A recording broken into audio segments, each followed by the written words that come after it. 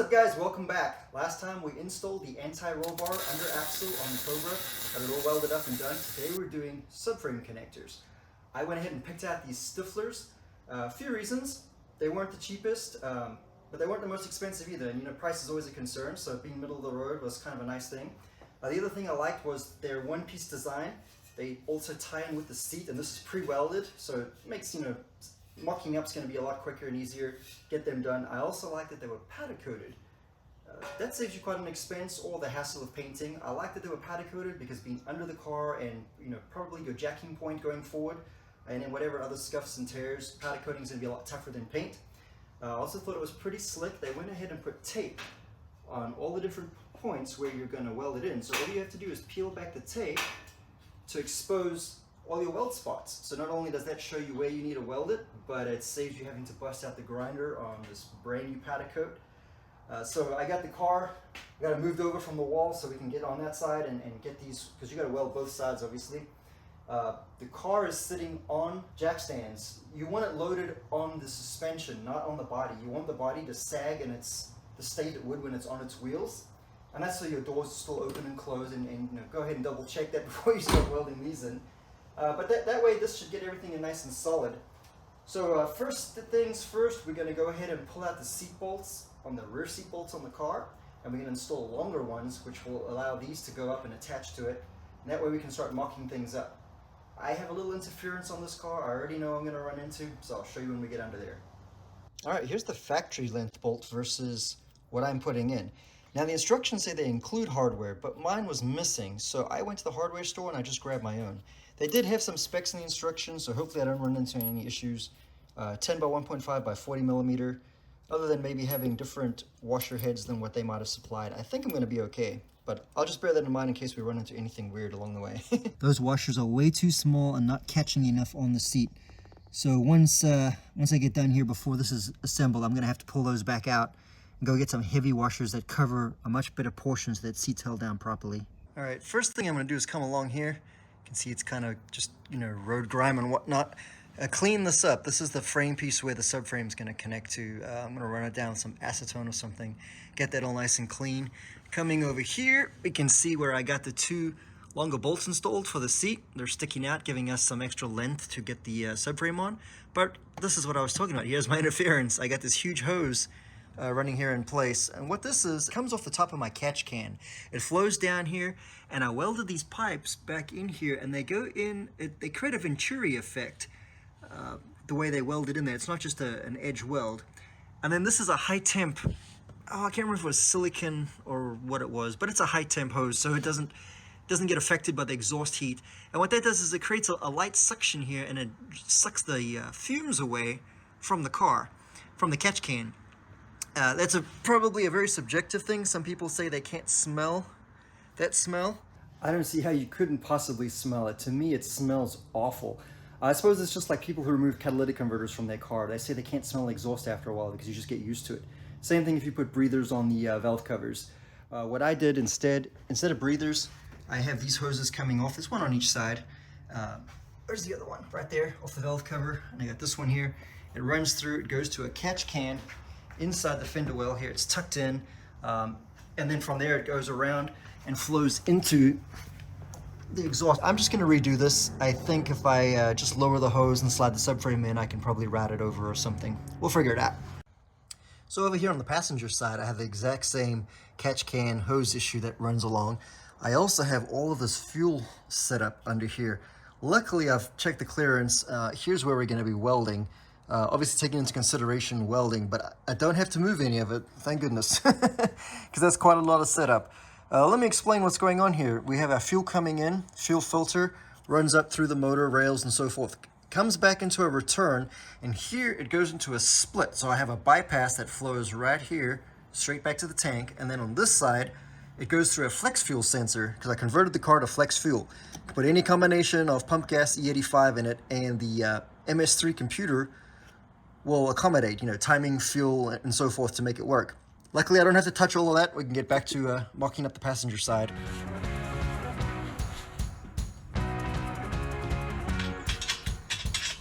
I have the subframes mocked up, and it's not pretty. I don't think it's anything of the subframe's fault. It's probably my car and my fault. So, the seat bolts, you bolt them up pretty tight. I snugged them in pretty good to pull it up as best as I could. And it doesn't quite follow the contour of the car. I have a gap here. See if you can see there. There's an air gap. So there's going to be a few spots where it contacts that I can weld. So, not, there's hope. But there's sections with some fairly decent gaps in there. I think the body's a little bit tweaked. And also part of why I think that is, if you look back here in the instructions, they show that this piece here, this lip, will likely interfere, and you need to hammer it up. Well, it's dark, you can't really see, but look at that. I can fit my finger in there. I have plenty of gap. I don't have to hammer that in at all. And on the inner side, I have a little bit here. And I have the same problem up front from the inside. Probably because I've been running for, I don't know, 18 years or so, with fairly decent amount of horsepower and some fairly sticky tires, some 15-inch drag radials, and ripping on this thing pretty hard. Wouldn't surprise me if this subframe's a little bit tweaked, but I can make it work. I have both sides in now. The passenger side actually fits a lot better than the driver's side. There's a little bit of tweaking. I have a little bit of the same sort of gap in the middle, not nearly as bad. One thing I noticed though was this bracket bolted up really nice on the passenger side, all the way down flush on both bolts. Coming over to the driver's side, look at this huge gap. The floor's like twisted, probably from having driver's weight in here when doing some twisting. So, wow, I guess I'm gonna loosen this one, get it a little more square, and just snug them down bit by bit and see if I can pull this kind of straight. Twist it back the way it should be. Maybe it'll help out here, maybe it won't, but yeah, wow. Now I'll just go along with my handy dandy Sharpie, and I'm just gonna go ahead and mark all the areas where I'm gonna weld. Well, all the ones that look like they're gonna reach and gonna weld. So I'll go ahead and get all these marked, then pull them out. We'll come back with a flapper wheel and just clean up here so we'll get some bare metal. Okay, you can see I have all the frame pieces cleaned up now. The flapper wheel exposed the metal. Next, I'm going to go ahead and start welding this in. I've done both sides. The instructions say to go ahead and apply tack weld starting at the front and all the different weld positions all the way to the rear. And then when you actually weld, it says to do the finish welds on the outside and the inside of the frame rail, so both sides of it together, and go in, out from one end, the front, and work your way towards the rear. It specifically says don't jump front to rear on the final welding. It doesn't say why, but I'm gonna assume because you put a lot of heat in here and then maybe a lot of heat in the rear, and perhaps it's gonna bow this metal and maybe pull away and increase the gaps in the center. Just a guess, I'm not sure, but whatever the reason is, I'm just gonna follow the instructions correctly and just start welding from the front in and out all the way to the back.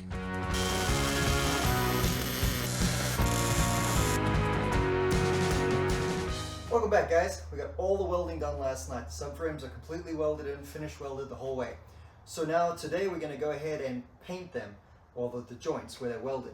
I'm going to do split colors here, yellow and black. Since the underside of this car is all yellow, it's going to look kind of weird if I just use black, because it'll look like the subframe connectors sort of bleed into the underside of the car. So I'm going to go ahead and tape it off, just kind of split it along the welds, top half yellow, black on the bottom. I'm also going to go ahead and paint all of the welds on the anti-roll bar that we just did previously. Get all of those touched up.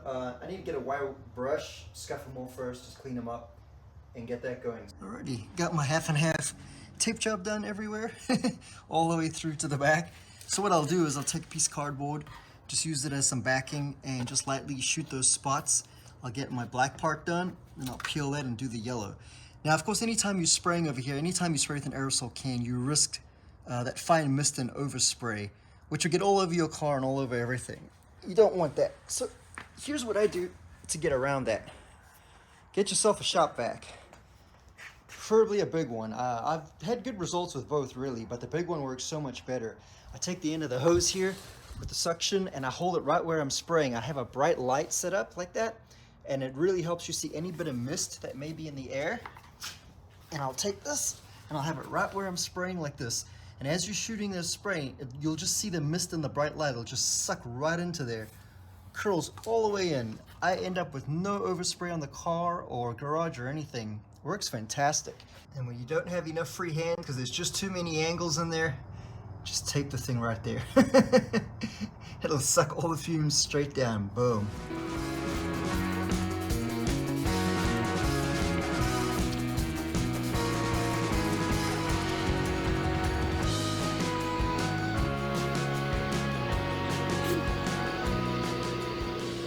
Got the black painted.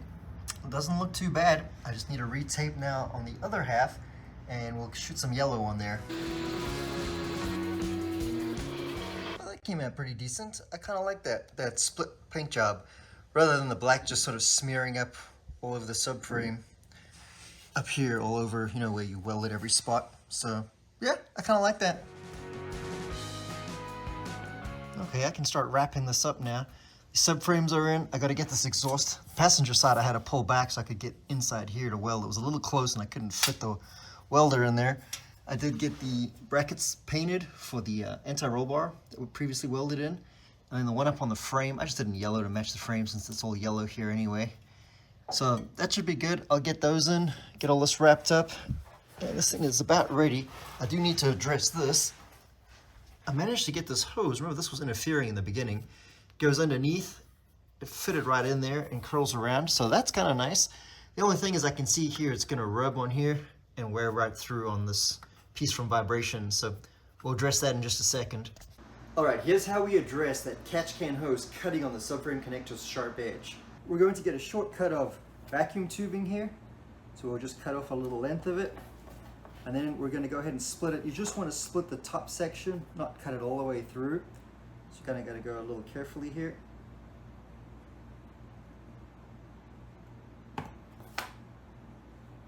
Okay, now that we have that split open, we can take some black silicone gasket maker, put it down inside of there. Now taking my little piece of vacuum tubing here, I'm going to split it over this edge, push it on down, push it up, and it's got that silicone in there, so it's going to bond and stay in there. And now my catch can hose is going to be rubbing on a piece of vacuum tube, rubber to rubber. That'll last many years in my experience of doing this in a variety of situations, versus that metal edge there would just cut right through here in a short amount of time. Alright, everything's installed, car's all back together, it's ready to go. Having installed those Stifler subframe connectors, I do have one final thought. The area that they taped off, that you peel back to weld, they taped such a tiny sliver, you really need to grind down further. What I found was I was essentially welding right against the edge of the powder coat, and it was just burning it. It created a tremendous amount of smoke and fumes, which I'm sure were toxic.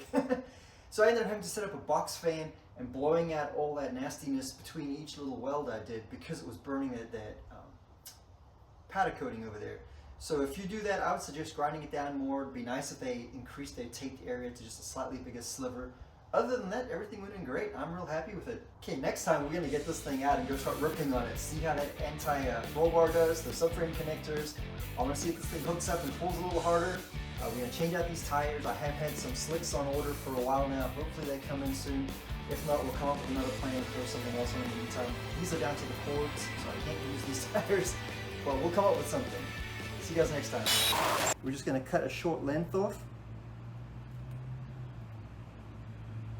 with a dull blade apparently that doesn't want to cut a piece of vacuum tubing. What the heck? And then what we're going to do is go ahead and make a slit down the center, essentially splitting it in half down here.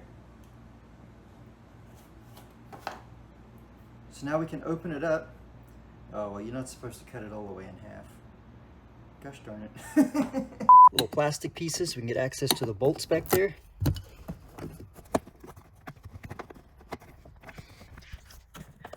Come on, why is it stuck?